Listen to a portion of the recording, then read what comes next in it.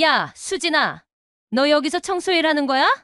혜진이 하이힐 소리를 또각또각 내며 다가와서 나를 위아래로 훑어봤습니다. 35년 만에 만난 중학교 동창의 첫 마디가 이거였어요. 나는 2층 복도에서 걸레를 들고 서 있었고 혜진은 명품 가방을 든 채 비웃고 있었습니다. 어머, 정말 세상 좁다 나이 들어서까지. 이런 일 하느라 고생이 많네. 그녀의 말 한마디 한마디가 내 가슴을 도려냈어요. 루체 피부과 사모님이라며 으스댔던 그 여자는 여전했습니다. 하지만 혜진은 전혀 몰랐어요. 자신이 지금 서 있는 이 반짝이는 복도가, 매달 받는 그 비싼 임대료가, 그리고 자신이 그토록 자랑하는 그 피부과가 모두 누구 덕분인지 말이에요. 내 주머니 속 금색 열쇠가 차가운 금속 소리를 냈습니다. 곧 이 모든 게 뒤바뀔 거였어요. 사연 시작 전 구독과 좋아요 부탁드려요. 또 어디에서 듣고 계신지 댓글 남겨주시면 반갑게 인사드릴게요. 새벽 5시 반 알람이 울리기도 전에 눈이 떠졌습니다. 창문 사이로 스며든 희미한 빛이 침실을 어슴풀에 비추고 있었어요. 나는 이불을 천천히 걷어내며 일어났습니다. 몸이 저절로 움직이는 게 벌써 몇 년째 같은 시간이었거든요. 거실로 나온 내 발걸음이 잠시 멈췄어요. 소파 옆 작은 탁자 위에 남편이 마지막으로 쓰던 머그컵이 그대로 놓여 있었습니다. 테두리가 살짝 깨진 흰색 컵이었죠. 그 옆엔 남편의 돋보기 안경이 가지런히 접혀 있었어요. 또 이러고 있네. 작은 한숨을 내쉬며 컵을 들어 올렸습니다. 컵 안쪽에는 이미 우린 커피 자국이 말라붙어 있었어요. 남편이 떠난 지 3년이 지났는데도 아직 이 컵을 치울 용기가 나지 않았습니다. 부엌에서 물을 한 모금 마시며 창밖을 내다봤어요. 아직 어둠이 짙었지만 저 멀리 높은 빌딩들 사이로 희미한 불빛들이 깜빡이고 있었습니다. 그 중에서도 유독 눈에 띄는 건물이 하나 있었어요. 드림 메디컬 센터였죠. 여보가 그렇게 아꼈던 건물인데 속으로 중얼거렸습니다. 남편은 생전에 그 건물을 무척 자랑스러워했거든요. 20년 전 둘이 함께 대출을 받아서 산 첫 번째 투자 부동산이었으니까요. 이제는 내가 챙겨야지. 옷을 갈아입으며 거울을 봤어요. 55살의 내 얼굴에는 세월의 흔적이 고스란히 남아 있었습니다. 눈가 주름이 예전보다 깊어졌고 머리카락 사이사이로 흰머리가 늘었어요. 하지만 눈빛만큼은 여전히 또렷했습니다.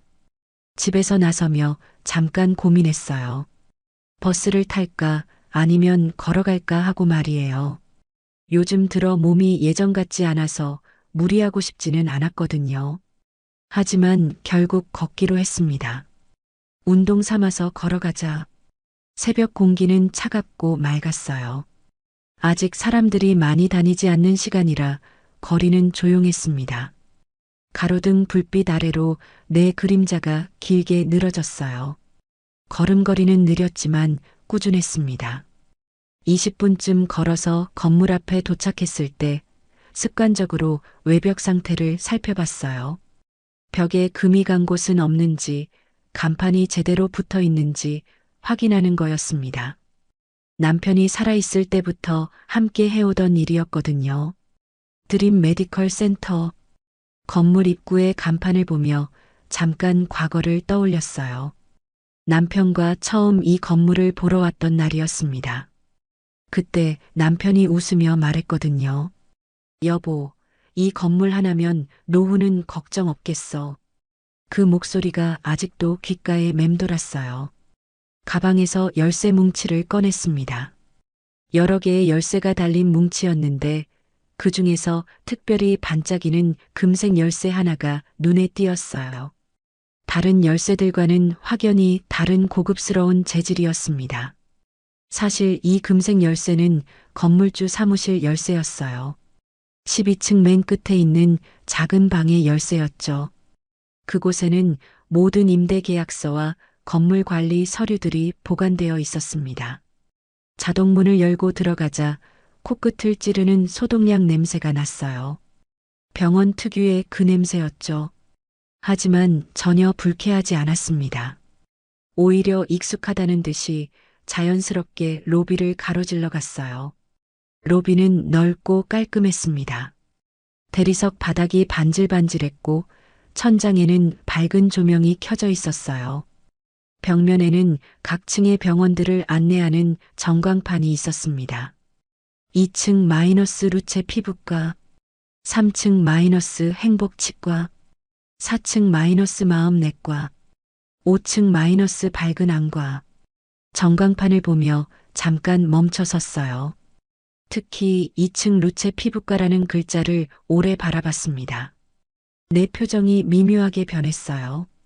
무언가 복잡한 감정이 스쳐 지나가는 것 같았습니다. 루체 피부과. 그곳의 사모님이 바로 윤혜진이었어요.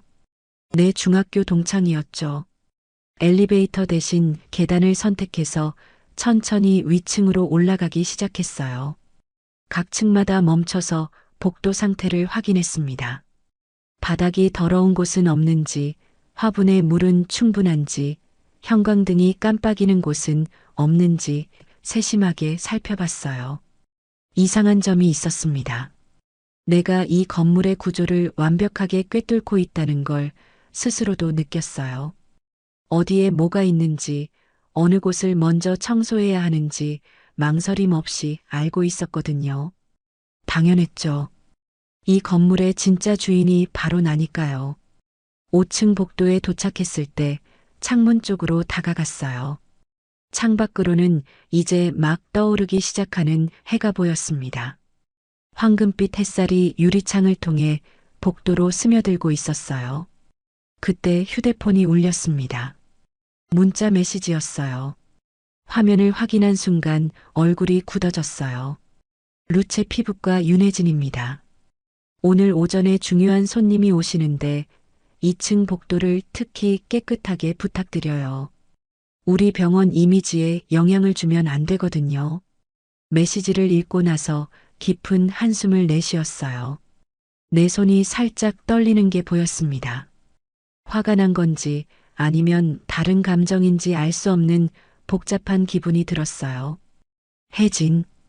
그 이름만 들어도 가슴 한구석이 답답해졌습니다. 중학교 때부터 알고 지낸 사이였거든요. 하지만 그때도 지금도 혜진은 나를 동등한 사람으로 대한 적이 없었어요. 휴대폰을 주머니에 넣고 청소 도구를 꺼내기 시작했어요. 걸레, 세제, 빗자루, 쓰레받기. 평범한 청소 도구들이었죠.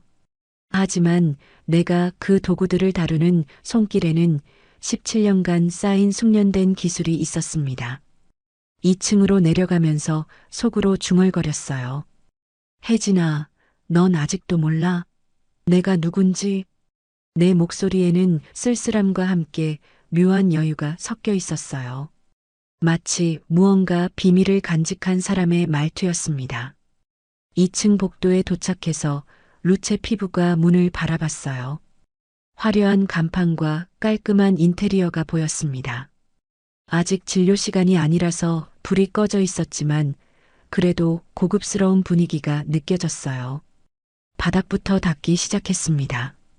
걸레질하는 손놀림이 매우 정교했어요. 구석구석 빠뜨리는 곳 없이 꼼꼼하게 닦아냈습니다. 그런데 신기한 건 청소하면서도 계속 무언가를 생각하고 있었다는 거예요. 주머니 속 금색 열쇠를 만지작거렸습니다. 이 열쇠가 있는 한 나는 이 건물의 진짜 주인이었어요. 혜진이 아무리 나를 무시해도 그 사실만은 변하지 않았습니다. 1시간쯤 지났을 때 엘리베이터에서 딸랑하는 소리가 들렸어요. 누군가 올라오고 있었습니다. 손을 멈추고 귀를 기울였어요. 하이힐 소리가 복도에 메아리 쳤습니다. 또각또각 규칙적이고 당당한 소리였어요. 혜진이었어요. 엘리베이터 문이 열리자 혜진이 나왔습니다. 39살의 그녀는 명품 코트를 입고 있었고 화려한 메이크업을 하고 있었어요. 손에는 비싼 핸드백을 들고 있었습니다. 혜진은 나를 보자마자 인상을 찌푸렸어요. 어머, 벌써 와 계셨네요. 그런데 왜 이렇게 느려요? 벌써 1시간이 지났는데 이것밖에 안 했어요? 고개를 들어 혜진을 바라봤습니다. 두 사람의 시선이 마주쳤어요. 그 순간 공기가 묘하게 긴장됐습니다. 내 눈에는 평온함이 있었지만 그 평온함 뒤에는 뭔가 다른 감정이 숨어 있었어요. 죄송해요. 좀 더 꼼꼼히 하려고 그랬어요. 내 목소리는 조용했지만 떨리지 않았습니다. 하지만 혜진은 그 차분함을 약함으로 오해했어요. 다음부턴 좀 더 빨리 해주세요. 우리 병원이 얼마나 바쁜지 아시잖아요? 혜진이 말을 마치고 피부가 안으로 들어가자 복도는 다시 조용해졌어요.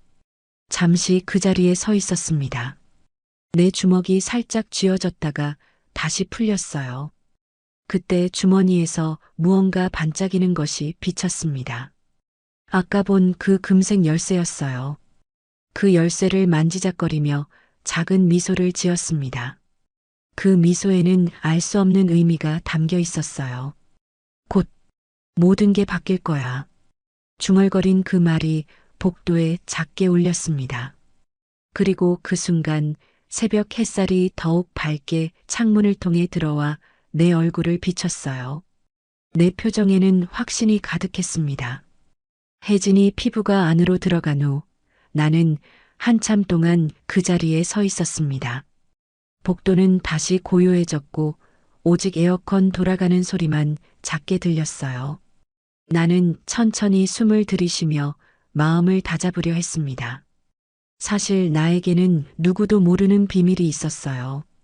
이 드림 메디컬 센터 건물의 진짜 주인이 바로 내가라는 것이었죠.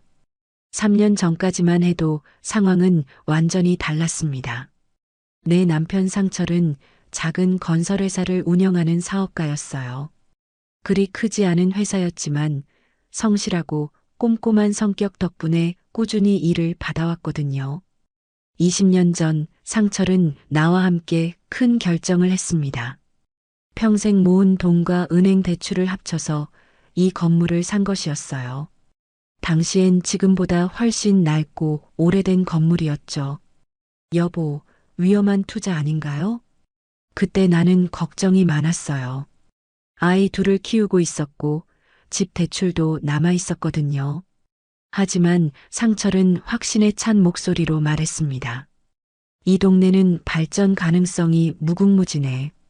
지하철역도 생기고 대학병원도 들어온다더구. 10년만 기다려봐. 상철의 예상은 정확했어요. 5년 후 이 지역은 의료 특화 구역으로 지정되었고 건물 가치는 몇 배로 뛰어올랐습니다. 상철과 나는 낡은 건물을 현대적으로 리모델링했고 의료진들을 유치하기 시작했어요. 첫 번째 세입자가 들어온 게 17년 전이었습니다. 그때만 해도 나는 전업주부였어요. 상철이 건물 관리는 전문 업체에 맡기자고 했지만 나는 직접 하겠다고 고집을 부렸거든요. 관리비 아껴서 아이들 교육비에 보태자. 그렇게 시작된 건물 관리였는데 어느새 17년이 흘렀네요. 처음엔 정말 모르는 게 많았어요. 보일러 고장이 나면 어쩔 줄 몰라 했고 세입자들이 불만을 제기하면 전전긍긍했거든요. 하지만 시간이 지나면서 나도 전문가가 되었습니다. 어느 업체가 가격 대비 서비스가 좋은지, 어떤 자재를 써야 오래 쓸 수 있는지, 세입자들과 어떻게 소통해야 하는지 모두 알게 되었어요. 상철은 항상 고마워했어요. 수진아, 내가 아니었으면 이 건물 운영이 불가능했을 거야. 그런 남편이 3년 전 갑자기 세상을 떠났습니다. 심근경색이었어요. 아침에 평범하게 다녀오겠다고 인사하고 나갔는데 저녁에는 차가운 시체가 되어 돌아왔죠. 남편을 잃은 충격도 컸지만 경제적인 문제도 만만치 않았어요. 건설회사는 문을 닫아야 했고 건물 관리도 혼자서 해야 했거든요. 아이들은 이미 성인이 되어 각자의 삶을 살고 있었고 나는 혼자 남겨졌습니다. 그때부터 나는 건물 청소를 직접 하기 시작했어요. 관리 업체 비용을 절약하려는 것도 있었지만 혼자 있는 시간이 너무 길어서 견딜 수 없었거든요. 몸을 움직이면 생각할 시간이 줄어들었어요. 처음엔 세입자들이 놀라워했습니다. 사장님이 직접 청소를 하시는 거예요? 하지만 나는 괜찮다고 몸도 움직일 겸이라고 말했어요. 대부분의 세입자들은 이해해 주었고 오히려 더 친절하게 대해 주었습니다. 그런데 혜진만은 달랐어요. 혜진이 루체 피부과를 열고 이 건물에 들어온 건 1년 전이었습니다. 그때 나는 혜진이 내 중학교 동창이라는 걸 바로 알아봤어요. 40년이 지났지만 그 거만한 표정만큼은 변하지 않았거든요. 하지만 혜진은 나를 알아보지 못했습니다. 아니, 정확히 말하면 알아보려 하지 않았어요.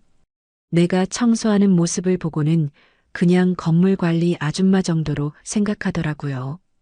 처음엔 그게 다행이라고 생각했어요. 혜진과 굳이 중학교 시절 이야기를 할 필요는 없다고 생각했거든요. 하지만 시간이 지날수록 혜진의 태도가 점점 심해졌습니다. 아줌마, 여기 물 좀 닦아주세요. 복도에 머리카락 떨어진 거 보이죠?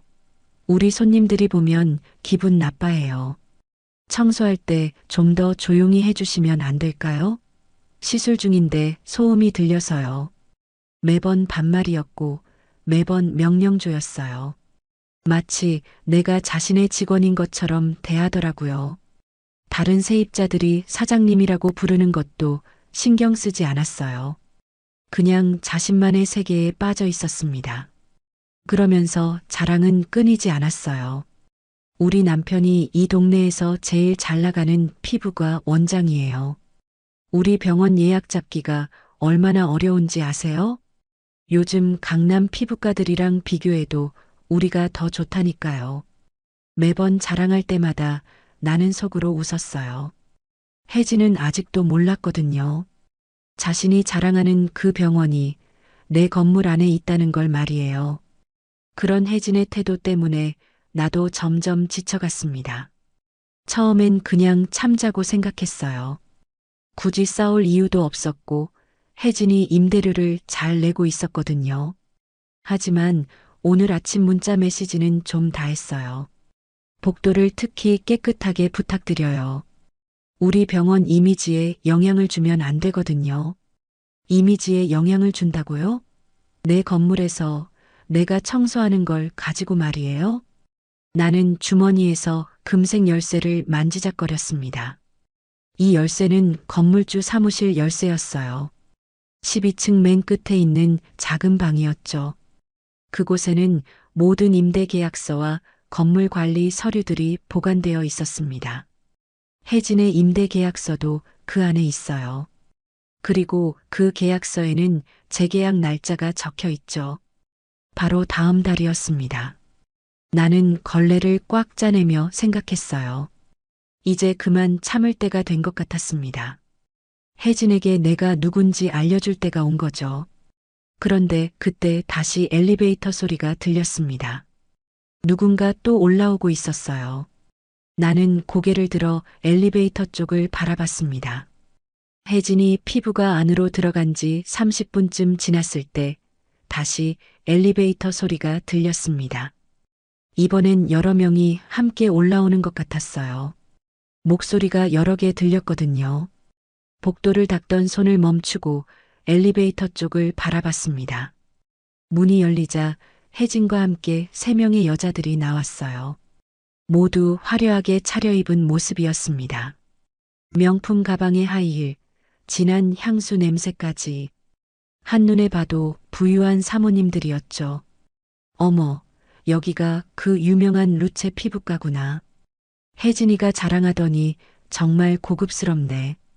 여기 관리가 정말 잘 되어 있어. 복도도 이렇게 깨끗하고.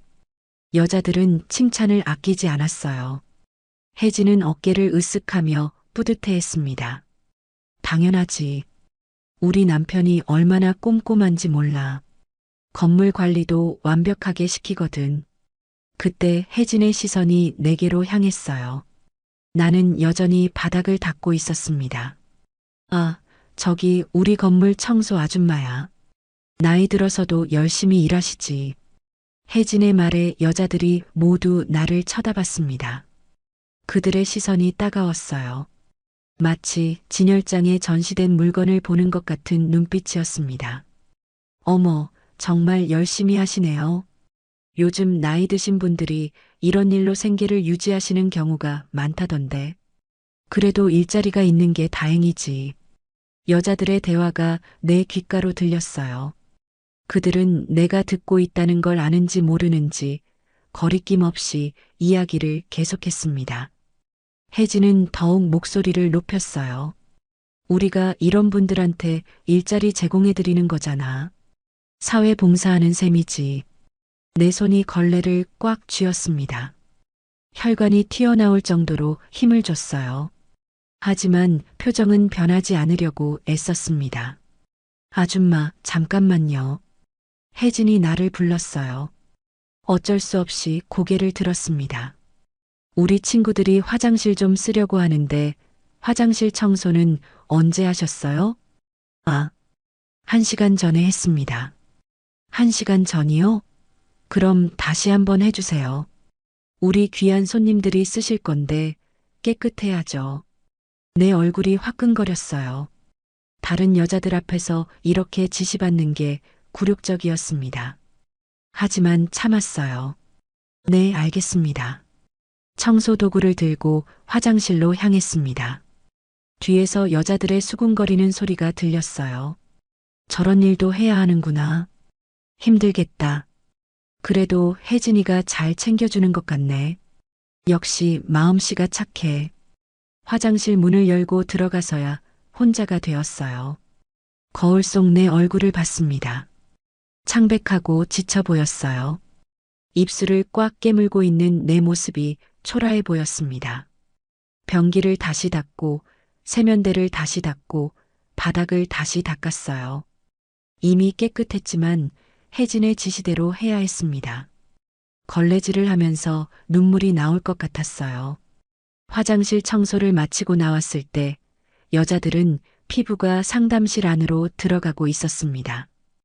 혜진이 맨 마지막에 들어가면서 나를 보고 말했어요. 수고했어요. 그런데 복도에 물기가 좀 남아있네요. 우리 손님들 미끄러지면 안 되니까 한 번 더 닦아주세요. 방금 전에 닦은 바닥이었어요. 물기라고 할 것도 없었습니다. 그냥 트집을 잡는 거였죠. 네. 작은 목소리로 대답하고 다시 걸레를 들었어요. 무릎을 꿇고 바닥을 닦으려는데 혜진이 문득 말을 덧붙였습니다. 아, 그리고 나중에 우리 카운터 앞 화분에 물 좀 주세요. 시들어 보이거든요. 그 순간이었어요. 혜진의 말투에서 뭔가 결정적인 선을 넘는 느낌이 들었습니다. 화분에 물을 주는 건 청소와는 전혀 관계없는 일이었어요. 그냥 자신의 개인적인 부탁을 하고 있는 거였죠. 더 참을 수 없었어요. 천천히 일어나서 혜진을 바라봤습니다. 내 눈빛이 변했다는 걸 혜진도 느꼈는지 잠깐 당황하는 표정을 지었어요. 윤혜진 씨. 내가 혜진의 이름을 부르자 혜진의 눈이 커졌습니다. 지금까지 한 번도 이름을 불러본 적이 없었거든요. 뭐예요? 저한테 왜 이러시는 거예요? 혜진은 어리둥절한 표정을 지었어요. 뭐가요? 저는 그냥 일을 부탁드린 건데. 일이요? 내 목소리가 점점 커졌어요. 화분에 물 주는 게 제 일인가요? 손님들 앞에서 저를 무시하는 게 당연한 일인가요? 혜진의 얼굴이 빨갛게 달아올랐습니다. 뭐라고요? 지금 저한테 대드는 거예요? 대드는 게 아니라 말하는 거예요. 저도 사람입니다. 존중받을 권리가 있어요. 이 말이 내 입에서 나오는 순간 스스로도 놀랐어요. 그동안 속에만 담아두었던 말이었거든요. 존중이요? 어이가 없네. 혜진이 비웃듯 말했어요. 아줌마가 뭘 안다고 존중을 바라요? 나이 들어서 이런 일이나 하면서 존중을 바라다니. 그 순간 내 안에서 뭔가 딱하고 부러지는 소리가 들렸어요. 더 이상 참을 수 없었습니다. 나이 들어서 이런 일이나 한다고요? 내 목소리는 차가웠어요. 윤혜진 씨, 당신은 정말 아무것도 모르시는군요. 혜진이 당황했습니다.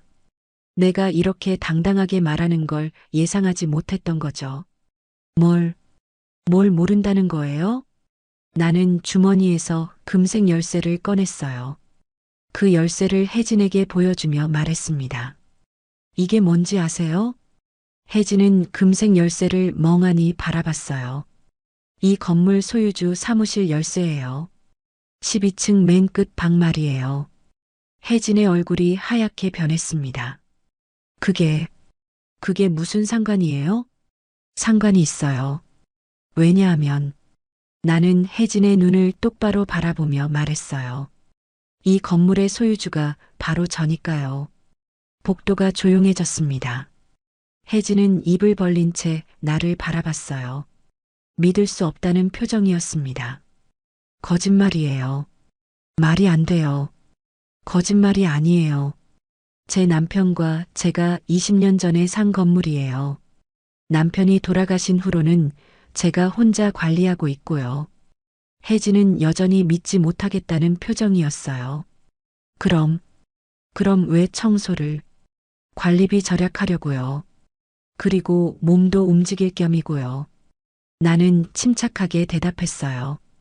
당신이 매달 내는 임대료 제가 받고 있어요. 그리고 다음 달이 재계약 시기인 거 아시죠? 혜진의 얼굴이 완전히 하얗게 되었습니다. 이제야 상황을 이해한 것 같았어요. 그때 피부과 문이 열리며 여자들이 나왔어요.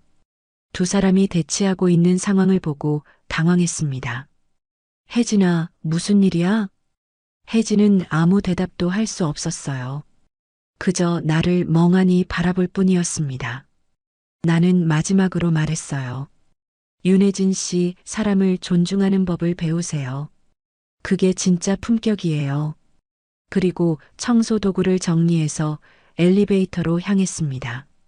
뒤에서 여자들이 수군거리는 소리가 들렸지만 뒤돌아보지 않았어요. 엘리베이터 문이 닫히면서 드디어 혼자가 되었어요. 거울에 비친 내 얼굴을 봤습니다. 이번에는 당당해 보였어요. 이제 시작이야. 속으로 중얼거렸습니다. 드디어 숨어있던 나를 드러낸 거예요. 이제 모든 게 달라질 거였습니다. 집으로 돌아가는 길, 내 머릿속은 복잡했습니다. 방금 전 혜진에게 말한 것이 옳은 일이었을까요? 아니면 너무 성급했을까요? 버스 창가에 기댄 채 계속 생각에 잠겼어요. 혜진의 그 당황한 표정이 자꾸 떠올랐습니다. 입을 벌린 채 나를 멍하니 바라보던 모습이요. 그동안 나를 무시하던 그 거만한 표정이 완전히 사라진 순간이었어요. 하지만 동시에 불안감도 밀려왔습니다. 내가 너무 감정적으로 행동한 건 아닐까요? 남편이 살아있었다면 뭐라고 했을까 싶어서 말이에요. 집에 도착해서 현관문을 열자마자 무거운 한숨이 나왔어요. 거실 소파에 털썩 앉아서 오늘 일어난 일들을 차근차근 되짚어 봤습니다. 사실 혜진에게 완전히 다 말한 건 아니었어요. 그냥 건물주라는 것만 밝혔지 구체적인 증거를 보여준 건 아니었거든요. 혜진이 정말로 믿었을까요? 아니면 그냥 당황해서 아무 말도 못한 걸까요? 휴대폰을 확인해 봤어요. 혜진에게서 연락이 올까 봐서였는데 아무런 메시지가 없었습니다. 오히려 더 이상했어요. 만약 정말로 내 말을 믿었다면 뭔가 반응이 있어야 정상 아닐까요? 아, 진짜 뭘 한 거야, 나는. 혼잣말을 하며 머리를 감쌌어요. 갑자기 후회가 밀려왔습니다. 차라리 계속 참고 살았으면 어땠을까 하는 생각이 들었어요. 평화로웠을 텐데 말이에요. 그런데 한편으로는 속이 시원한 것도 사실이었어요. 그동안 쌓였던 분노를 조금이나마 표출한 것 같았거든요. 더 이상 혜진의 무시를 당하지 않아도 된다는 생각에 마음이 한결 가벼워진 것도 있었고요. 저녁을 만들면서도 계속 고민했습니다. 이제 어떻게 해야 할까요? 내일 또 건물에 가야 하는데 혜진과 마주치면 어떻게 행동해야 할까요? 만약 혜진이 내 말을 믿지 않았다면 어쩌죠? 그럼 오히려 내가 거짓말쟁이가 되는 거잖아요. 그런데 증명할 방법이 있기는 해요. 12층 건물주 사무실에 가면 모든 계약서와 등기부등본이 있거든요. 하지만 그렇게 되면 정말로 돌이킬 수 없는 상황이 되는 거예요. 지금까지는 그냥 말로만 한 거니까 어떻게든 넘어갈 수도 있지만 서류까지 보여주면 완전히 판이 뒤바뀌는 거죠. 밤늦게까지 잠이 오지 않았어요. 침대에 누워서도 천장만 바라보며 생각했습니다. 남편 상철이 그리웠어요. 이런 일이 있으면 항상 조언을 해주곤 했거든요. 여보라면 어떻게 했을까? 상철의 사진을 보며 중얼거렸어요. 사진 속 남편은 여전히 따뜻하게 웃고 있었습니다. 그러다가 문득 상철이 생전에 했던 말이 떠올랐어요. 수진아, 사람은 존중받을 권리가 있어. 돈이 많든 적든, 나이가 많든 적든 상관없이 말이야. 그때는 별로 중요하게 생각하지 않았던 말이었는데 지금 와서 보니 정말 중요한 말이었어요. 다음 날 아침 평소보다 일찍 눈이 떠졌습니다. 잠을 제대로 못 자서 몸이 무거웠어요. 거울을 보니 눈 밑에 다크서클이 생겨 있었습니다. 그래도 가야지. 옷을 갈아입으며 마음을 다잡았어요. 어떤 상황이 벌어지든 피할 수는 없잖아요.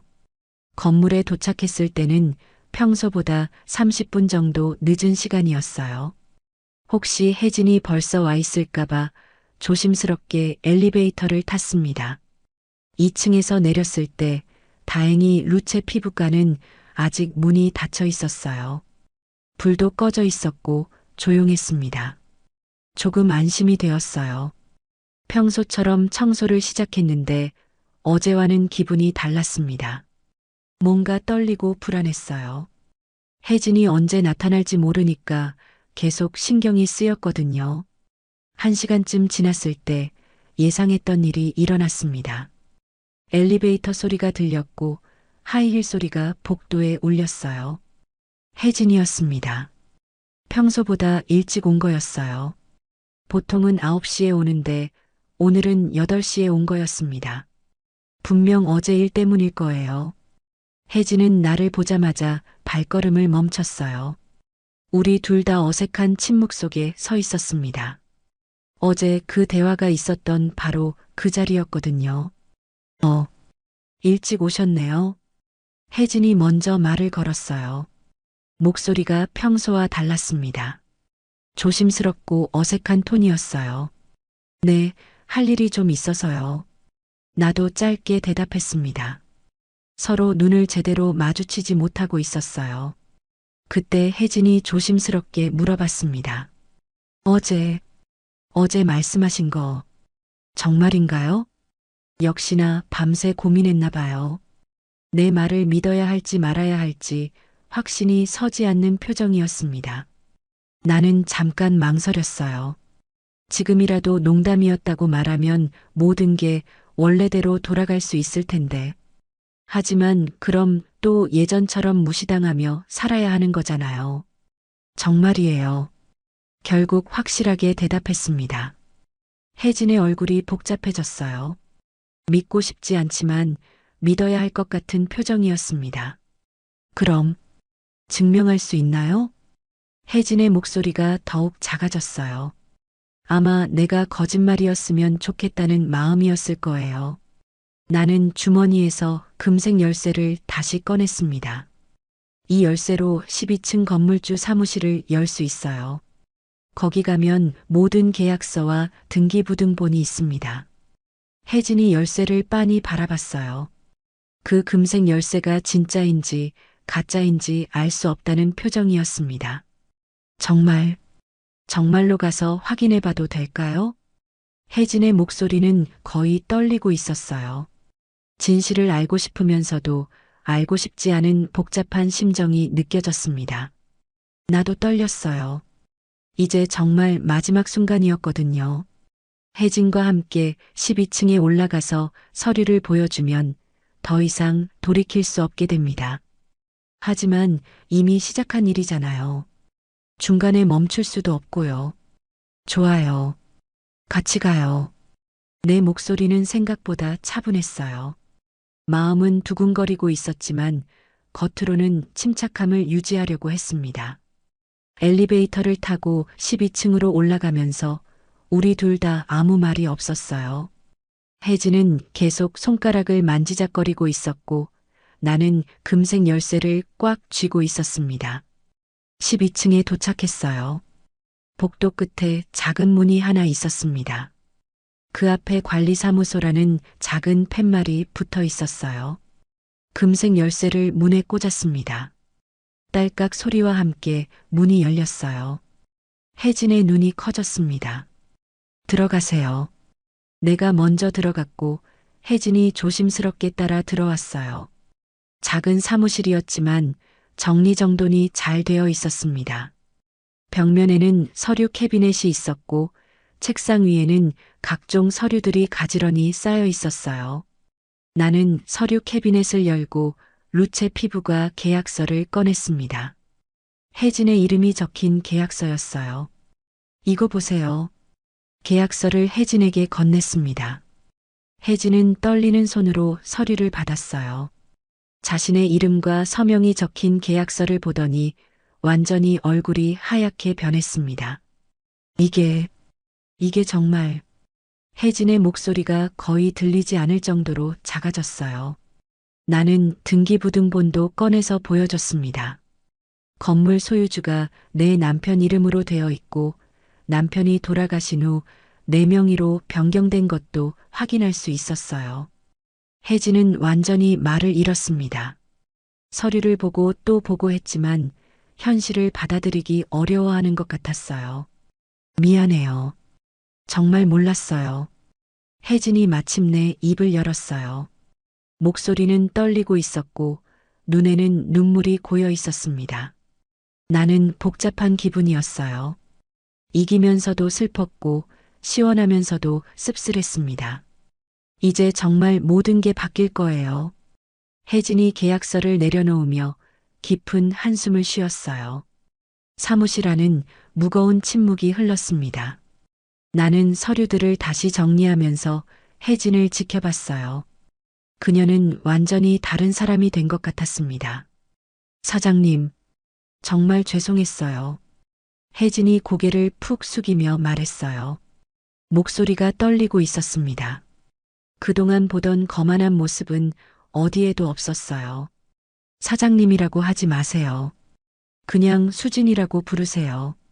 내 말에 혜진이 고개를 들었어요. 눈가가 빨갛게 되어 있었습니다. 하지만 제가 어떻게 우리 중학교 동창이잖아요. 그때처럼 편하게 말해요. 사실 마음이 복잡했어요. 화가 나면서도 혜진이 불쌍하기도 했거든요. 그동안 얼마나 당황스러웠을까 싶었습니다. 혜진은 잠시 말을 못하고 있다가 조심스럽게 물어봤어요. 그럼 앞으로는 어떻게 하면 될까요? 뭐가요? 임대료나 관리비나 그런 것들 말이에요. 혜진의 목소리가 점점 작아졌어요. 아마 임대료를 올리거나 쫓아낼까봐 걱정하는 것 같았습니다. 나는 잠깐 생각해 봤어요. 사실 혜진에게 복수할 생각은 없었거든요. 그냥 존중받고 싶었을 뿐이에요. 지금처럼 하시면 돼요. 다만, 혜진이 긴장한 표정으로 나를 바라봤어요. 서로 예의를 지키며 지내요. 그게 전부예요. 혜진의 얼굴에 안도감이 스쳤습니다. 네. 정말 감사해요. 그때 갑자기 복도에서 목소리가 들렸어요. 남자 목소리였습니다. 여보, 어디 계세요? 혜진의 얼굴이 다시 긴장됐어요. 남편인 것 같았습니다. 여기 계세요. 혜진이 문 쪽으로 대답했어요. 곧 발걸음 소리가 가까워졌습니다. 문이 열리며 한 남자가 들어왔어요. 40 초반쯤 되어 보이는 남자였는데 의사 가운을 입고 있었습니다. 루체 피부과 원장인 혜진의 남편이었죠. 여기가 어디예요? 남편이 사무실 안을 둘러보며 당황해했어요. 그러다가 나를 보고는 더욱 의아해했습니다. 혜진아, 이분이 누구시고 여기는 어떤 곳이야? 혜진이 머뭇거렸어요. 어떻게 설명해야 할지 모르겠다는 표정이었습니다. 나는 먼저 인사를 했어요. 안녕하세요. 저는 이 건물 소유주 김수진입니다. 남편의 눈이 커졌어요. 그리고 혜진을 번갈아 보며 당황했습니다. 소유주라고요? 혜진아, 이게 무슨 소리야? 혜진은 대답을 못하고 있었어요. 남편에게 어떻게 설명할지 막막한 것 같았습니다. 내가 대신 설명해 줬어요. 원장님, 혼란스러우시겠지만 사실이에요. 제가 이 건물의 주인입니다. 남편이 혜진을 바라봤어요. 그럼 그동안 청소하시던 분이? 네, 제가 직접 청소를 하고 있어요. 관리비도 절약하고 건물도 더 잘 관리할 수 있거든요. 남편은 완전히 당황한 표정이었어요.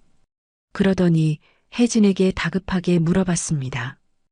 혜진아, 그럼 그동안 우리가 미안해, 여보. 나도 몰랐어. 정말 몰랐다고. 혜진의 목소리가 떨렸어요. 남편이 나에게 급히 고개를 숙였어요. 죄송합니다, 사장님. 저희가 정말 몰랐습니다. 괜찮아요, 원장님. 앞으로 잘 지내면 돼요. 그런데 남편의 표정이 점점 심각해졌어요. 뭔가 걱정이 되는 것 같았습니다. 혹시 저희가 신뢰를 많이 드렸나요? 혜진이가 뭔가 남편이 혜진을 힐끔 보며 말했어요. 아마 혜진의 성격을 잘 알고 있는 것 같았습니다. 혜진의 얼굴이 빨갛게 달아올랐어요. 여보, 나는 괜찮다고 했잖아요. 내가 웃으며 말했어요. 다만 앞으로는 서로 존중하며 지내면 좋겠어요. 남편이 고개를 끄덕였어요. 네, 당연합니다. 정말 죄송했습니다. 그때 나는 중요한 결정을 내렸어요. 더 이상 숨어서 지낼 생각이 없었거든요.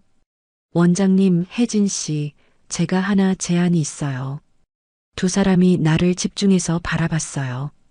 내일 오전 10시에 1층 카페에서 만나요. 다른 세입자분들과 함께요. 다른 세입자분들과요? 남편이 의아해했어요. 네, 정식으로 인사드리려고 해요. 그동안 제대로 된 건물주 역할을 못했거든요. 혜진이 놀란 표정을 지었어요. 그럼 다른 분들도 모르셨던 거예요?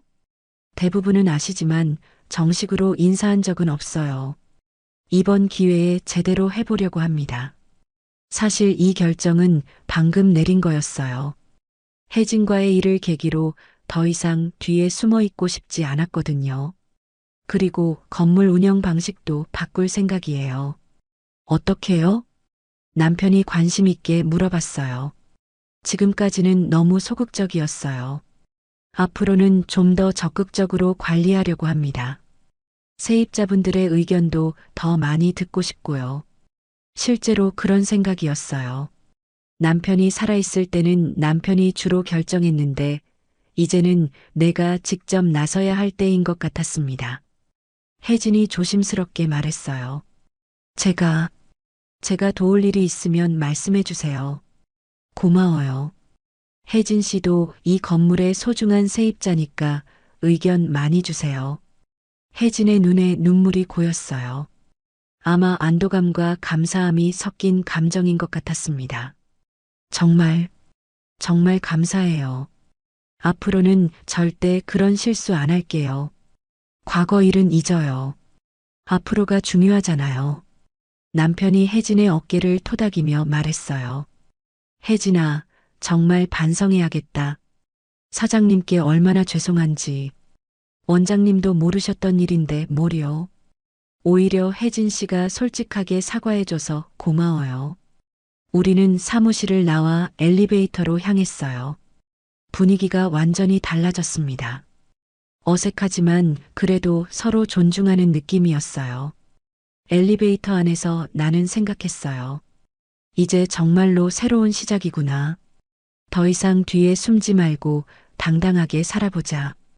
2층에서 내리면서 혜진이 마지막으로 말했어요. 수진 씨, 정말 고마워요. 그리고 미안해요. 괜찮다고 했잖아. 내가 웃으며 대답했어요. 그럼 내일 카페에서 봐요. 네, 꼭 갈게요. 혜진과 남편이 피부과로 들어간 후 나는 혼자 복도에 서 있었어요. 마음이 한결 가벼워진 것 같았습니다. 이제 진짜 시작이에요. 더 이상 청소만 하는 사람이 아니라 진짜 건물주로서 살아갈 시간이었습니다. 주머니에서 금색 열쇠를 만지작거리며 생각했어요. 남편이 이 상황을 보면 뭐라고 할까요? 아마 자랑스러워 할 것 같았어요. 여보, 이제 나도 당당하게 살아볼게. 혼자서 중얼거렸어요. 새로운 내가 되는 기분이었습니다. 다음 날 아침 9시 30분, 나는 1층 카페에 일찍 도착했습니다. 평소보다 1시간 정도 일찍 온 거였어요. 너무 긴장되어서 집에 가만히 있을 수가 없었거든요. 카페 사장인 민호 씨가 놀란 표정으로 나를 맞았어요. 어머, 사장님, 오늘 일찍 오셨네요. 평소보다 옷차림도 다르시고요. 맞아요. 오늘은 특별히 정장을 입었어요. 남편 장례식 이후로는 처음 꺼내 입는 옷이었습니다. 조금 어색하긴 했지만 오늘만큼은 제대로 된 건물주의 모습을 보여주고 싶었거든요. 오늘 세입자분들과 모임이 있어서요. 혹시 카페 한쪽 자리를 빌릴 수 있을까요? 물론이죠. 창가 쪽 큰 테이블 어떠세요? 여러 명이 앉기에 딱 좋거든요. 민호 씨는 흔쾌히 자리를 마련해 주었어요. 그리고 조심스럽게 물어봤습니다. 혹시 무슨 특별한 일이라도 있으신 건가요? 어제 혜진 사모님이 좀 이상해 보이시더라고요. 아, 그냥 인사드릴 일이 있어서요. 자세한 설명은 하지 않았어요. 곧 다른 세입자들이 와서 자연스럽게 알게 될 테니까요. 10시가 되자 하나둘씩 세입자들이 모였어요. 먼저 온 건 3층 행복치과의 강 원장이었습니다. 50대 초반의 온화한 인상을 가진 분이었어요. 아, 수진 사장님. 오늘 정장 차림이시네요. 무슨 좋은 일이라도 있으신가요? 강 원장은 평소에도 나를 사장님이라고 불러주셨어요. 처음 입주할 때부터 내가 건물주라는 걸 알고 계셨거든요. 오늘 특별한 모임이 있어서요. 곧 아시게 될 거예요. 다음으로 온 건 4층 마음 내과의 박 원장이었어요. 30대 후반의 차분한 여의사분이었습니다. 사장님, 안녕하세요. 오늘 뭔가 공식적인 분위기네요. 박 원장도 내가 건물주라는 걸 알고 계셨어요. 입주할 때 직접 계약을 했었거든요. 마지막으로 혜진과 남편이 왔어요. 혜진은 어제와는 완전히 다른 모습이었습니다. 수수한 옷차림에 화장도 평소보다 연하게 했어요. 남편도 긴장한 표정이었고요. 모든 사람이 자리에 앉자 나는 깊은 숨을 들이쉬고 입을 열었어요. 바쁘신 중에 와주셔서 감사합니다. 오늘 이렇게 모시게 된 이유는 잠시 말을 멈추고 모든 사람을 둘러봤어요. 강 원장과 박 원장은 호기심 어린 표정이었고 혜진 부부는 여전히 긴장해 있었습니다. 제가 그동안 소극적인 건물 관리를 해왔는데 앞으로는 좀 더 적극적으로 여러분들과 소통하고 싶어서입니다. 강 원장이 고개를 끄덕였어요. 좋은 생각이세요. 사실 건물주님과 더 자주 대화할 기회가 있으면 좋겠다고 생각했거든요. 네, 맞아요. 그래서 앞으로는 정기적으로 이런 자리를 마련하려고 해요. 그때 민호 씨가 커피를 가져다 주었어요. 각자 음료를 받으면서 분위기가 조금 더 편해졌습니다. 박 원장이 먼저 말을 꺼냈어요. 사장님, 사실 제가 건의하고 싶은 게 있어요. 네, 말씀해 주세요. 환자분들이 주차할 곳이 부족해서 고민이 많거든요. 혹시 주차장을 좀 더 확장할 수 있을까요? 이런 의견을 들으니까 뿌듯했어요. 그동안은 세입자들이 불편한 점이 있어도 직접 말씀드리기 어려워하셨을 텐데, 이제는 편하게 이야기할 수 있게 된 거죠. 좋은 지적이에요. 한번 검토해 보겠습니다. 강 원장도 의견을 내놓았어요. 저도 하나 있는데요. 복도 조명이 좀 어두운 것 같아요. 특히 저녁 시간에는 환자분들이 불편해 하시더라고요. 아, 그런 문제가 있었군요. 조명 교체를 검토해 보겠습니다. 나는 메모장에 적어가며 들었어요.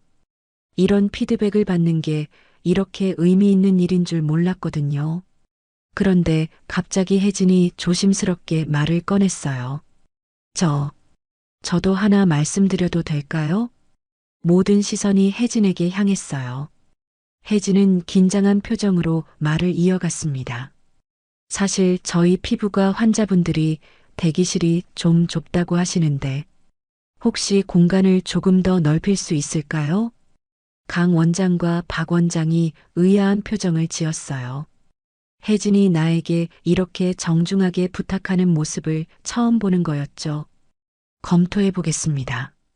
다만 구조상 어려울 수도 있어요. 아, 네. 괜찮습니다. 검토만 해주셔도 감사해요.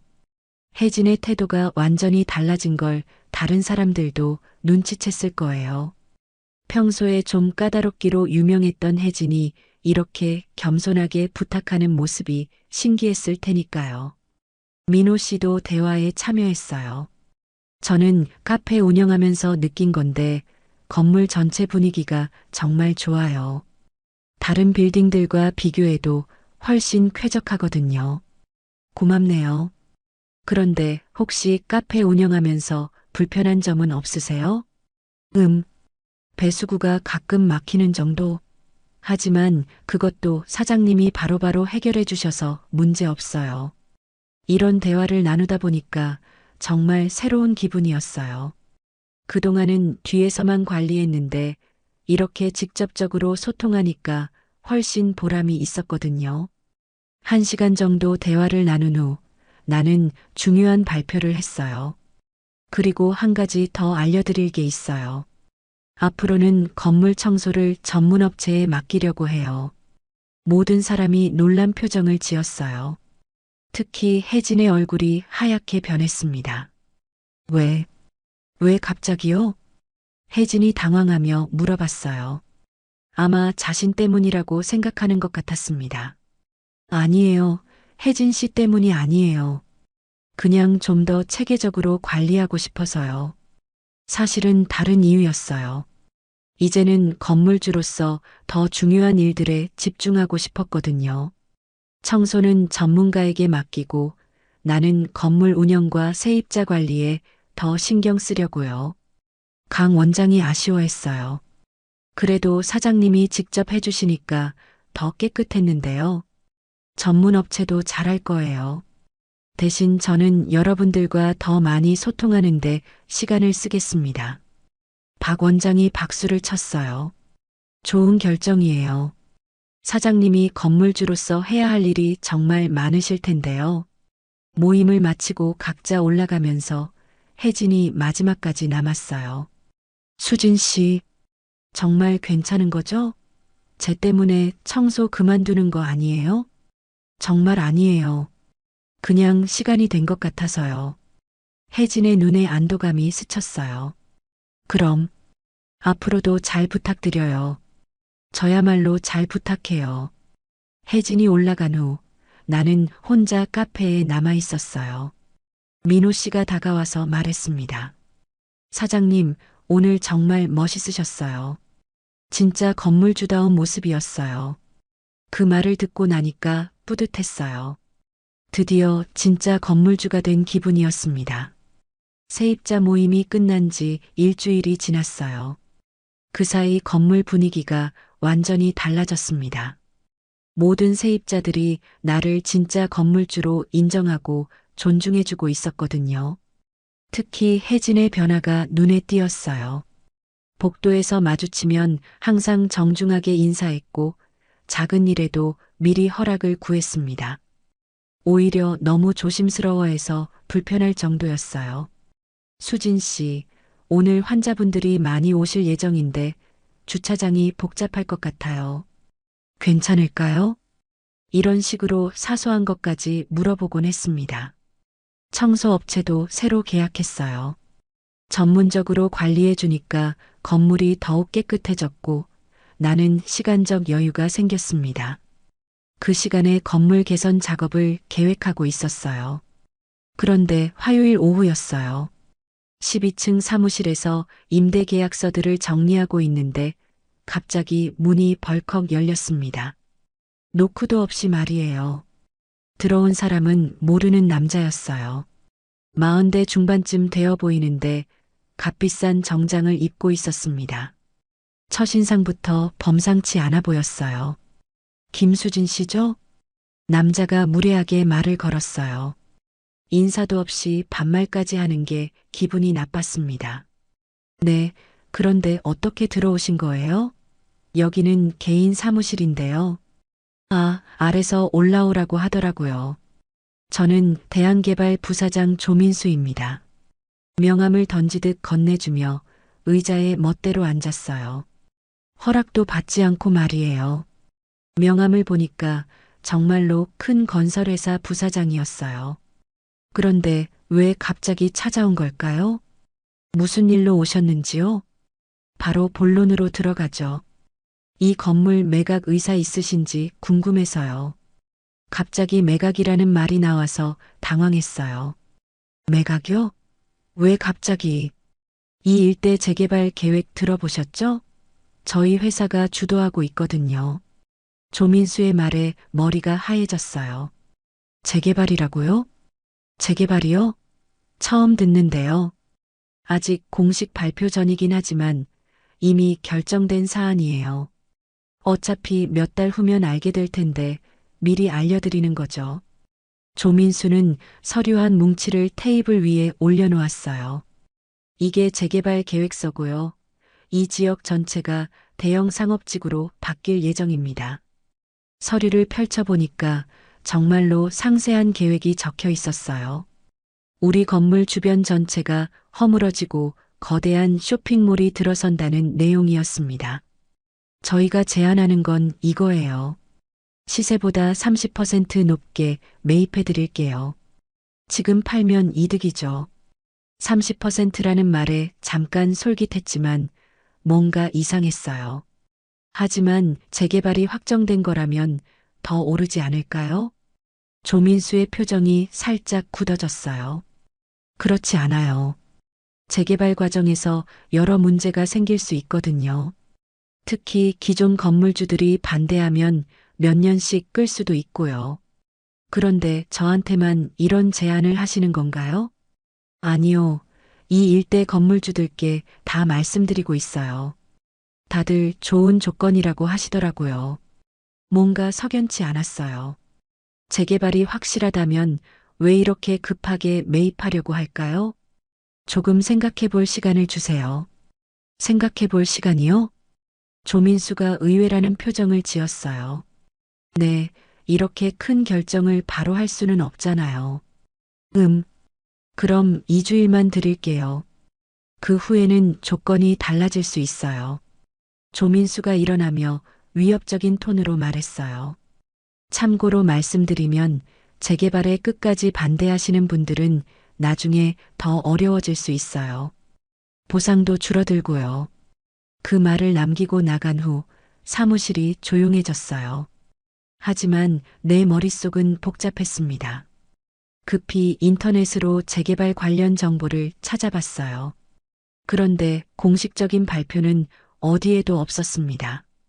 구청 홈페이지에도 관련 공지가 없었어요. 이상했어요. 정말로 재개발이 확정된 거라면 공식 발표가 있어야 정상 아닌가요? 그날 저녁 고민이 너무 많아서 잠이 오지 않았어요. 이 건물을 팔아야 할까요? 아니면 조민수의 말이 거짓일까요? 남편이 살아있었다면 어떻게 했을까 생각해 봤어요. 상철은 항상 신중한 사람이었거든요. 급하게 결정하는 법이 없었어요. 다음 날 나는 3층 강 원장을 찾아갔어요. 이 동네에서 오래 살아온 분이니까 뭔가 아실 것 같았거든요. 원장님, 혹시 이 근처 재개발 이야기 들어보셨어요? 강 원장이 의외라는 표정을 지었어요. 재개발이요? 처음 듣는데요. 어디서 들으셨어요? 어제 있었던 일을 설명해 드렸어요. 강 원장의 표정이 점점 심각해졌습니다. 그거 이상한데요. 재개발이 정말 확정됐다면 저희한테도 통보가 와야 하는 거 아닌가요? 그렇죠? 저도 그래서 이상했어요. 혹시 그 명함 가져오셨어요? 조민수가 준 명함을 보여드렸어요. 강 원장이 자세히 살펴보더니 고개를 갸우뚱했습니다. 대한개발. 들어본 적 있는 것 같은데. 잠깐만요. 강 원장이 휴대폰으로 뭔가를 검색해 봤어요. 이상하네요. 대한개발이 작년에 부도났다고 나오는데요. 네. 깜짝 놀라서 휴대폰 화면을 봤어요. 정말로 대한개발이 작년에 법정 관리에 들어갔다는 기사가 있었습니다. 그럼 그 사람이 가짜라는 말씀이세요? 가능성이 높죠. 부도난 회사 부사장이 건물 매입을 한다는 게 말이 안 되잖아요. 머리가 어지러웠어요. 그럼 어제 그 남자는 누구였을까요? 왜 거짓말을 한 걸까요? 사장님, 이런 사기가 요즘 많다고 들었어요. 재개발 소문을 퍼뜨려서 헐값에 건물을 사들이는 수법이라고요. 강 원장의 말에 화가 났어요. 누군가 나를 속이려고 한 거였습니다. 그럼 어떻게 해야 할까요? 일단 경찰서에 신고하시고 혹시나 해서 구청에도 문의해 보세요. 정말 재개발 계획이 있는지 확인해 보는 거죠. 그날 오후에 구청에 전화했어요. 담당자가 명확하게 대답해 줬습니다. 이 지역 재개발 계획은 전혀 없습니다. 그런 소문이 있다면 사기일 가능성이 높으니 신고하세요. 역시 사기였어요. 조민수라는 사람이 나를 속이려고 한 거였습니다. 그런데 문제는 따로 있었어요. 조민수가 2주일 후에 다시 오겠다고 했거든요. 그때 어떻게 대응해야 할까요? 더 큰 문제는 다른 건물주들도 속았을 수 있다는 거였어요. 조민수가 말한 대로라면 여러 사람들에게 같은 제안을 했을 테니까요. 나는 이 상황을 어떻게 해결해야 할지 막막했어요. 이제 막 건물주로서 자신감을 얻었는데 이런 일이 생기다니. 하지만 한 가지는 확실했어요. 더 이상 당하고만 있을 수는 없다는 것이었습니다. 조민수와의 만남 후 일주일이 지났어요. 나는 경찰서에 신고도 했고 변호사와도 상담을 받았습니다. 하지만 아직 구체적인 피해가 발생하지 않아서 할 수 있는 일이 많지 않았어요. 그런데 월요일 아침이었습니다. 건물에 도착하니까 이상한 분위기였어요. 1층 카페 민호 씨가 심각한 표정으로 나를 맞았습니다. 사장님, 큰일 났어요. 무슨 일이에요? 주말에 이상한 사람들이 와서 건물 주변을 돌아다녔어요. 사진도 찍고 측량하는 것 같기도 하고 가슴이 두근거렸어요. 조민수와 관련된 일일 가능성이 높았거든요. 몇 명 정도였어요? 3명 정도요. 정장 입고 와서 전문가처럼 보였어요.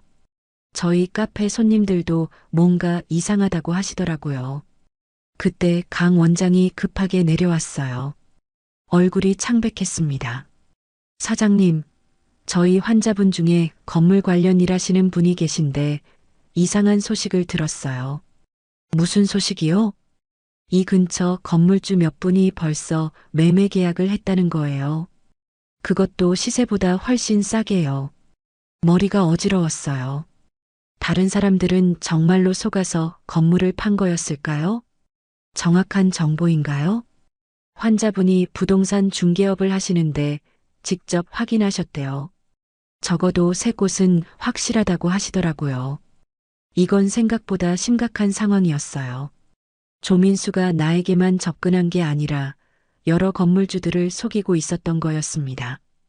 그날 오후 더 충격적인 일이 일어났어요. 혜진이 급하게 사무실로 찾아왔습니다. 눈이 빨갛게 부어 있었어요. 수진 씨, 도와주세요. 무슨 일이에요? 우리 병원 환자분 중에 옆 건물 건물주 아들이 있어요. 그분이 말씀하시는데 혜진의 목소리가 떨렸어요. 그분 아버지가 며칠 전에 건물을 팔았대요. 재개발 때문이라고. 그런데 오늘 알아보니까 사기였던 거예요. 정말요? 네, 이미 계약금까지 받으셨는데 연락이 안 된대요. 그분이 경찰서에 신고하려고 하시는데 이제 정말 심각해졌어요. 실제 피해자가 생긴 거였습니다. 그분 연락처 알 수 있을까요? 네, 제가 연결해 드릴게요. 그날 저녁 피해자인 최 씨와 만났어요. 70대 초반의 할아버지였는데 완전히 넋이 나가 계셨습니다. 저는 정말 몰랐어요. 재개발이 확실하다고 지금 안 팔면 나중에 후회한다고 하더라고요. 최 씨의 이야기를 들어보니까 조민수의 수법이 더욱 교묘해졌더라고요. 저한테는 구청 직원이라는 사람도 함께 왔어요. 공식 서류까지 보여주면서 설명하더라고요. 구청 직원이요?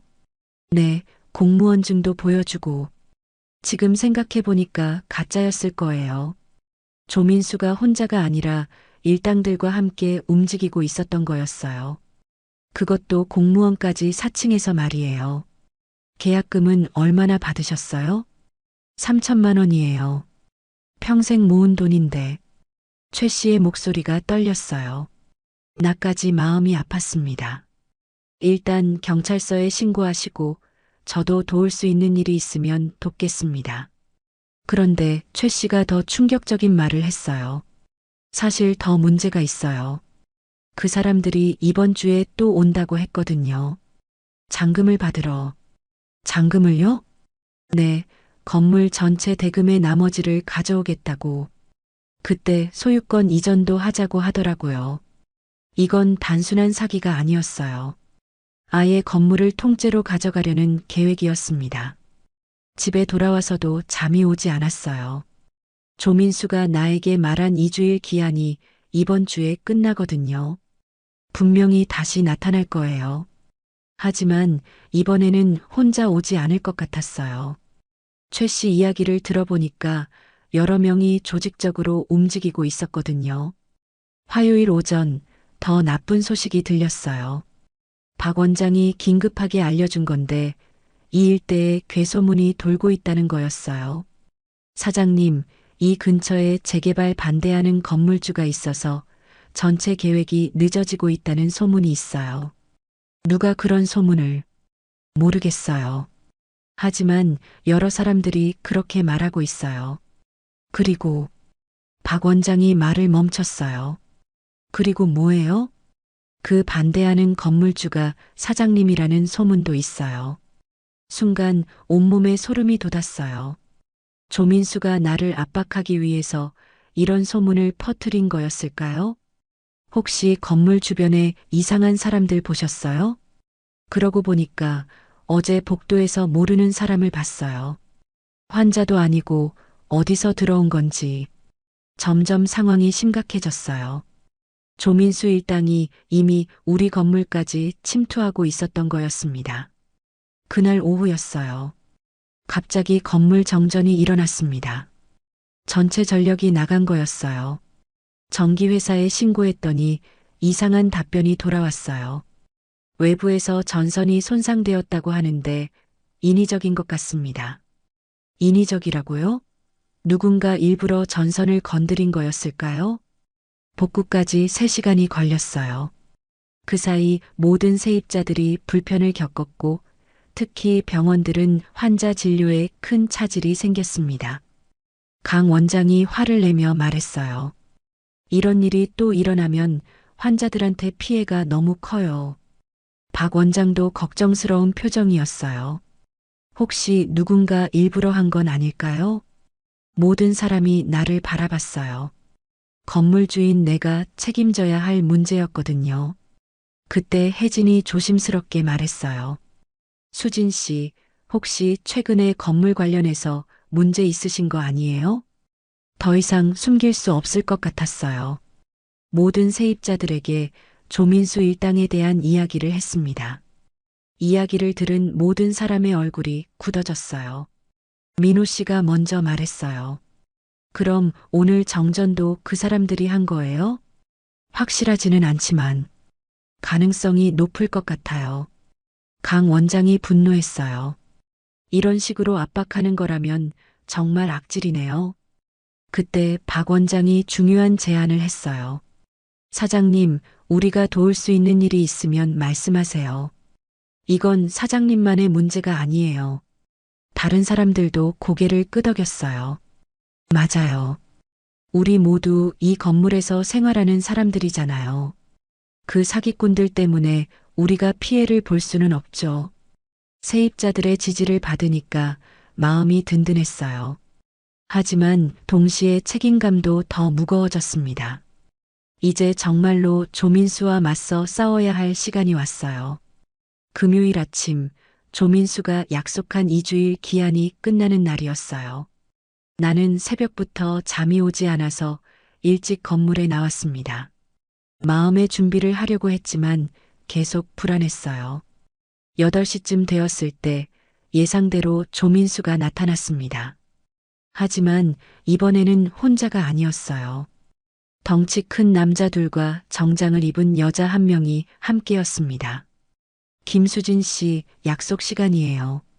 조민수의 목소리는 전보다 훨씬 차갑고 위협적이었어요. 저는 팔 의사가 없다고 말씀드렸잖아요. 그럼 좀 곤란한데요. 조민수가 신호를 보내자 정장 입은 여자가 서류를 꺼냈습니다. 이거 보세요. 구청에서 나온 공문이에요. 서류에는 정말로 구청 도장이 찍혀 있었어요. 내용은 이 건물이 불법 건축물이라는 거였습니다. 이게 무슨 말이에요?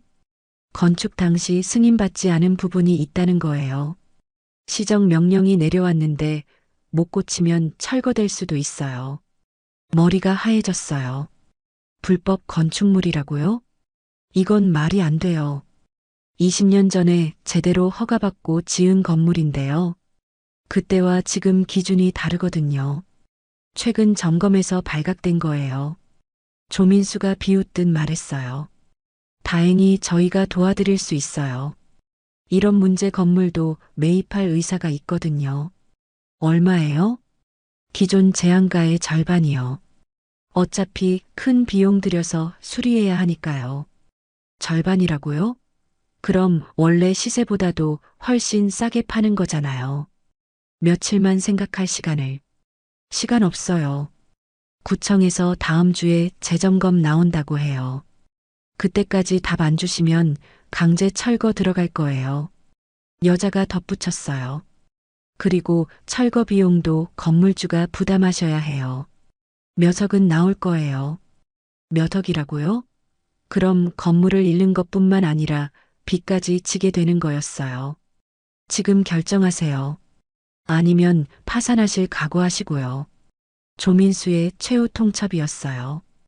덩치 큰 남자들이 나를 위협적으로 쳐다봤습니다.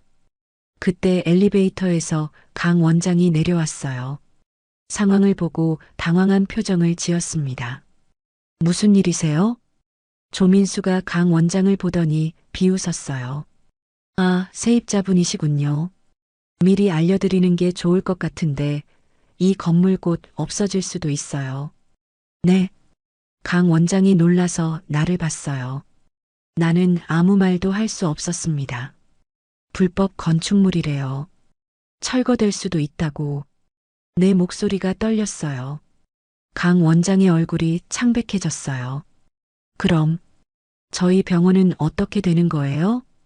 당연히 이사 가셔야죠. 빨리 준비하세요. 조민수가 무책임하게 말했어요. 그 순간 박 원장과 혜진, 민호 씨까지 모두 내려왔습니다. 뭔가 심각한 상황인 걸 직감했나 봐요. 조민수가 모든 사람을 둘러보며 말했어요. 여러분, 이 건물 곧 철거될 예정이니까 미리 이사 준비하세요. 언제 공사 들어갈지 모르거든요. 철거요? 박 원장이 믿을 수 없다는 표정이었어요. 구청에서 불법 건축물로 판정났어요. 어쩔 수 없죠. 혜진이 급하게 물어봤어요. 언제까지요? 빠르면 다음 주, 늦어도 다음 달이면. 모든 세입자들의 얼굴이 하얗게 변했어요. 갑자기 이사를 준비해야 한다는 거였으니까요. 민호 씨가 절망적인 목소리로 말했어요. 카페는 어떻게 해요? 인테리어비만 몇 천만 원 들었는데. 그건 건물주한테 물어보세요. 조민수가 나를 가리켰어요. 모든 시선이 내게 집중됐어요. 실망과 원망이 섞인 눈빛들이었습니다. 강 원장이 화가 난 목소리로 말했어요. 사장님, 이런 중요한 일을 왜 미리 말씀 안 해주셨어요? 저도 방금 알았어요. 방금요? 이런 일이 갑자기 생길 리가 없잖아요. 박 원장도 날 의심하는 눈빛이었어요. 혹시 건물에 진짜 문제가 있었던 거 아니에요? 그래서 지금까지 숨기신 거고요?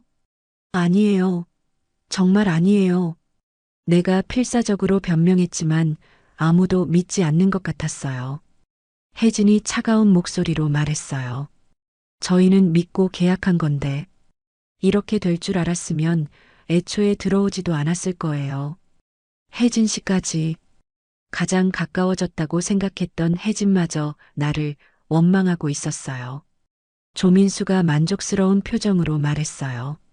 자, 이제 결정하세요. 저희한테 파실 건지 아니면 파산하실 건지. 모든 세입자들이 나를 바라봤어요. 하지만 그들의 시선은 더 이상 따뜻하지 않았습니다. 실망과 분노가 가득했어요. 30분만 주세요. 생각할 시간을. 안 돼요. 지금 당장요. 조민수가 단호하게 말했어요. 1층 카페에서 기다리고 있을게요. 10분 안에 답 주세요. 조민수 일당이 내려간 후 나는 세입자들과 혼자 남았어요. 무거운 침묵이 흘렸습니다. 강 원장이 먼저 말을 꺼냈어요. 사장님, 정말 몰랐던 거예요? 정말이에요. 저도 이제 알았어요. 그럼 어떻게 할 거예요? 박 원장이 차갑게 물어봤어요. 모르겠어요. 정말 모르겠어요. 혜진이 한숨을 쉬며 말했어요.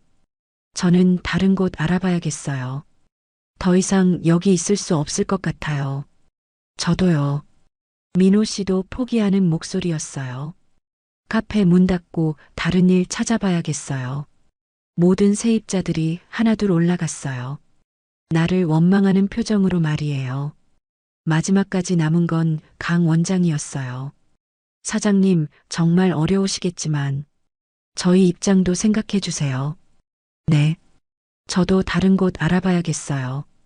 강 원장마저 올라간 후 나는 혼자 남았어요.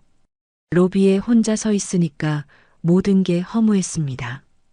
20년 동안 정성껏 가꿔온 건물, 세입자들과 쌓아온 신뢰, 건물주로서의 자부심, 모든 게 한순간에 무너졌어요. 휴대폰이 울렸어요. 변호사에게서 온 전화였습니다. 김수진 씨, 큰일이에요. 구청 공문 확인해 봤는데 진짜네요. 네. 정말로 불법 건축물로 분류됐어요. 어떻게 된 건지 변호사마저 당황하고 있었어요. 그럼 정말 철거되는 거예요? 지금으로서는 그럴 가능성이 높아 보여요.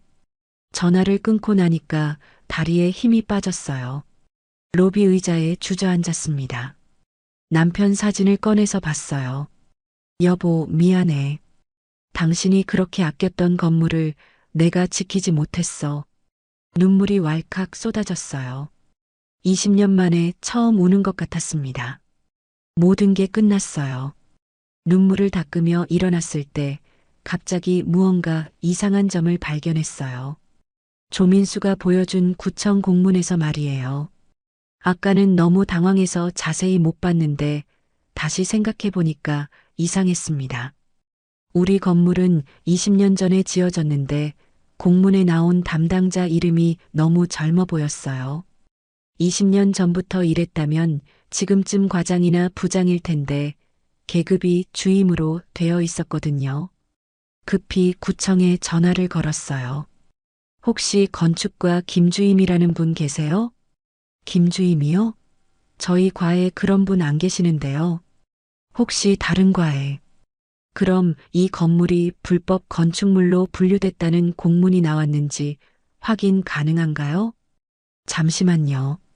확인해 보니까 그런 공문 발행된 적 없어요. 혹시 사기가 아닐까요? 가슴이 뛰었어요. 역시 가짜였던 거예요.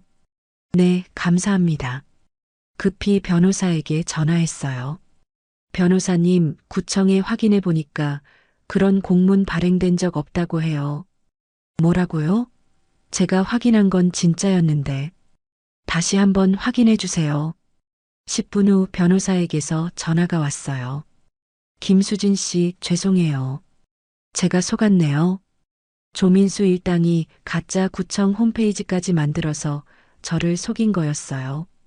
가짜 홈페이지요? 네, 진짜 구청 홈페이지와 거의 똑같이 만들어서 가짜 공문을 올려놨더라고요. 정말 교묘하게 만들었어요. 이제 확신이 들었어요.